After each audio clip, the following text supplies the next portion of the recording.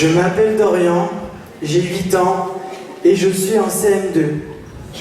Et ça, c'est tout ce que j'ai trouvé à la cantine pour me protéger des autres enfants qui arrêtent pas de me jeter des cailloux parce que je suis roux.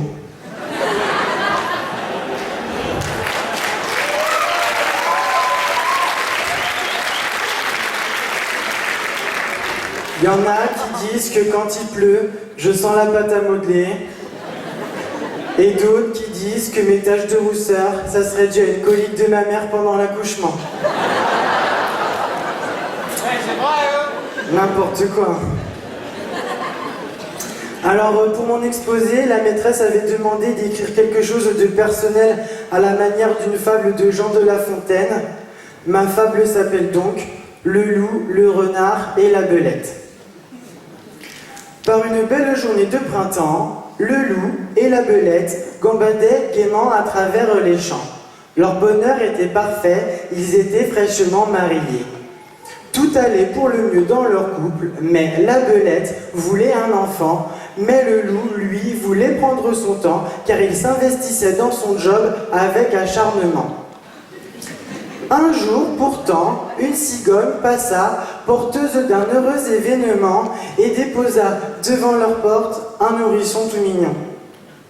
Alors oui, en fait, la cigogne, c'est une manière détournée pour expliquer aux enfants qu'en fait, la belette, elle a oublié de prendre sa pilule. Et le loup, lui, il n'a pas réussi à se retenir de jouir dans son vagin. Et du coup, ça a fait des conséquences. Et comme ça, je passe ces détails sur la grossesse et l'accouchement parce que si j'explique aux petites filles, après, elles vont toutes se faire ligaturer les trompes.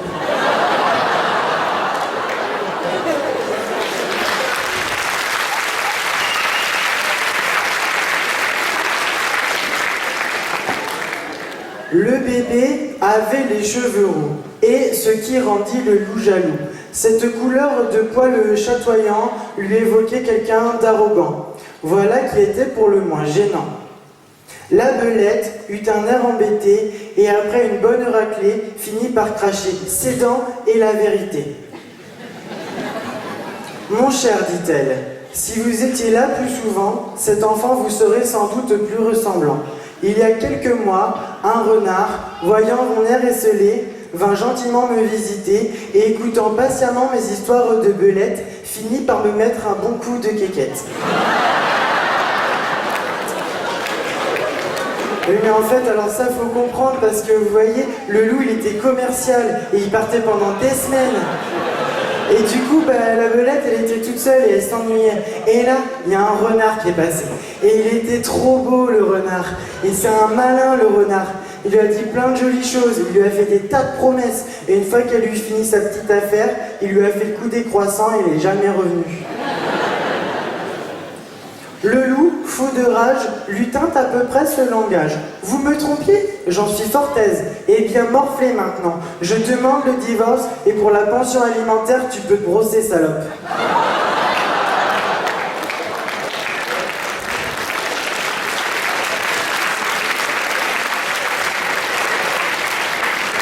Quant à ce renard, je lui apprendrai à fourrer sa queue dans tout ce qui gesticule. Si je le croise, je l'encule. En fait, c'est que le loup, il est super en colère, alors il dit un peu n'importe quoi. Le loup, donc, fit son baluchon et partit vraiment tout grognon.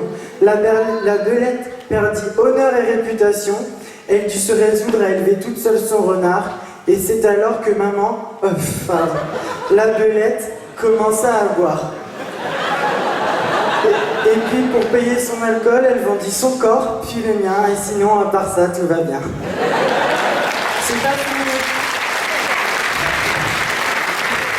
L'immoralité de cette histoire, c'est pas parce que je suis le fils de personne qu'il faut me donner des coups, et la nature est déjà bien assez cruelle avec les roues.